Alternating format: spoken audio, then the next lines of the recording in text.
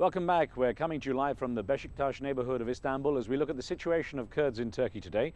Joining me for the discussion is Özden Sanberk, Turkey's former Deputy Foreign Minister, Amberin Zaman from The Economist magazine, and Nazmi Gur, Secretary General for the Human Rights Association, which is representing Kurdish interests in this debate. Let's get back to the discussion. Ambassador, you've heard obviously a couple of issues here raised about the situation. You say there is no problem, but judging by what I'm hearing, it doesn't sound like that's the case. No, I don't say no, there's no problem. First of all, let me make it very clear that we are proud of our Kurds. This is a very important statement from my part, because people think that there is a sort of hatred between Turks and Kurds. There is no such things. Turks and Kurds are like flesh and blood. But the best arguments are the facts. Let me give you a couple of example of the outcome of the last elections. For instance, in the southeast, Adıyaman, the AKP made 49%, got 49% of the votes, and the DTP, if I'm not wrong, 5%. In Kahramanmaraş, the AKP got 65%, and the DTP virtually nothing. In Urfa, a former AKP man running independent got 49%, and the DTP got 10%. So I think there is a sort of two-party system, and the AKP and the DTP are neck and neck in the southeast. What does it mean? It means that DTP is not entitled to speak for the Kurds in their entirety. So the Kurdish-speaking population of Turkey, they are the Kurdish origin Turkish citizens, again, they want to share their destiny with the rest of the country.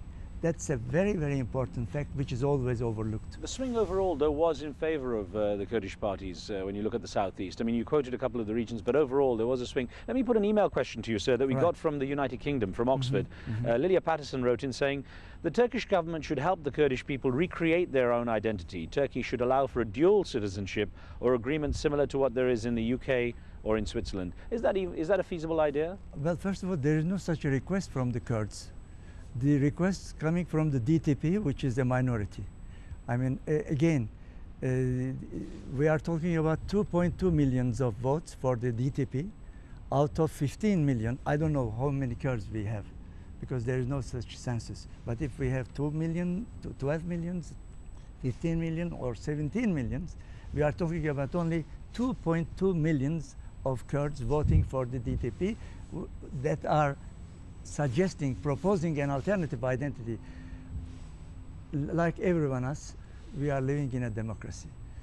Why should the Kurds have a power sharing, a new constitution? I mean, we have to abide by the results of the election. So I don't see really the reason why we should change our constitution if there is no such a request from the Kurds themselves. I'll get a response from you in just a second. Mehmet's on the line from New York. Go ahead, Mehmet. Good evening to all of you. My name is Mehmet, and I'm from Urfa, which is a city in southeast of Turkey. And I'm 100% Kurdish, but meaning really, really 100% Kurdish. My father, before he passed away, he couldn't speak Turkish. And my mother, when she passed away, she couldn't speak a word of Turkish. I got my education in Urfa, and I never saw discrimination against Kurds. I never saw racism against Kurds or myself, and I was never pushed out because I was Kurdish. And I have seen racism in South Africa, and I have seen no racism at all whatsoever in Turkey. Okay, and Mehmet, thanks for your view on that. Mehmet, I'm going to put to Amberin, you know, obviously we've got a number of issues we're looking at here. What the ambassador's saying, what Mehmet's saying is that actually that, you know, there are obviously there's some Kurds who feel, or maybe a majority of Kurds who feel there isn't so much of an issue or a need to split from the Turkish culture in the way that many are asking. Well, I mean, I think that's probably right. We're sitting in the world's largest Kurdish city right now. There are more Kurds living outside the southeast of Turkey, where the Kurds are concentrated, than there are, you know. So in that sense, it's very hard to sort of pass that sort of judgment. What I would say is that if we, as a country, were able to fulfill the European Union criteria, the demands of the Kurds would by and large be, you know, addressed, as would those of other minorities in this country, Armenians, Alevis and others. I think the most immediate question that we now face is how to end the violence. And in that respect, I think this government has a unique opportunity to sort of move forward. It has the halo effect of Barack Obama having been here, and it has now increasingly the cooperation of the Iraqi Kurds. As you know, the PKK is based in northern Iraq. What they now need to do is to move forward and come up with an amnesty law that would allow the PKK fighters to lay down their arms, reintegrate with society.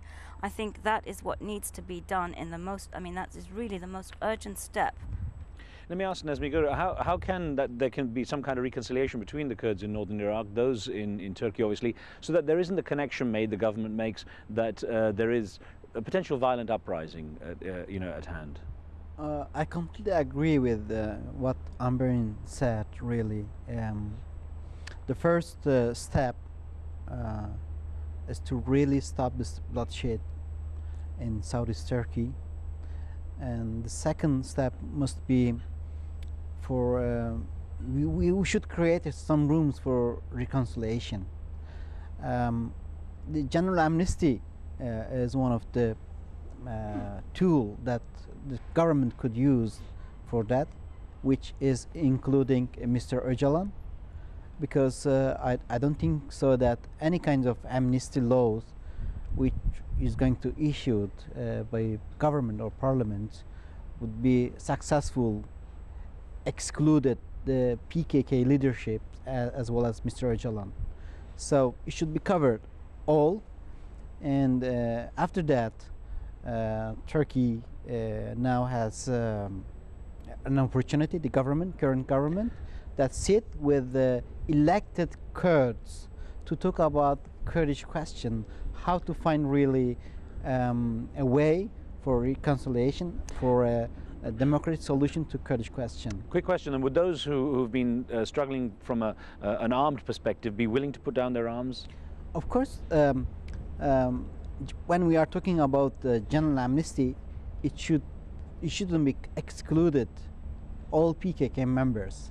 So I think, and I'm sure that if a general amnesty issued, which is for all political workers, including the armed forces of PKK, would bring Turkey peace and democracy. Pura is on the line from Iran. Good to hear from Iran. What would you like to ask? Hi, sir. Hi, go ahead. I just want to share my view. I think the major problem, Kurdish problem in Turkey is problem of identity, because there is never any name of Kurds in the Turkish constitution. And about the those views that Mehmet said, I think he's closing his eyes toward the discrimination against the Kurds, because everyone. Okay, Pura, I'm going to, because we've got less than a minute left. Let me put this to Ambassador Sandberg. Ambassador, what steps could the government take if there is a window of opportunity? Mehmet, one of our viewers, said he never experienced any discrimination yet. Pura saying that he's got his eyes shut, that there is. So literally, in a nutshell, sir, because we have very little time. Yes, what chance is there? What opportunity for reconciliation? I think the democracy is there, and this is an open bid. The elections are for everyone. I think the Kurds are not, impeded to participate in democratic bid. I think. Right. But perhaps one word for Öcalan. Öcalan is not a political leader. Okay. No one has elected him. Right. And he holds no Sir, office. I have to stop you there and thank you all for taking part. And thank you for being with us all this week in Istanbul. Next week we're back in Washington, D.C. with rising Somali hip-hop star Kaynan, who's been taking the world music scene by storm. He says there's more to the Somali pirate controversy than meets the eye. Join us for that. From me and the team in Istanbul and Washington, we'll see you next time.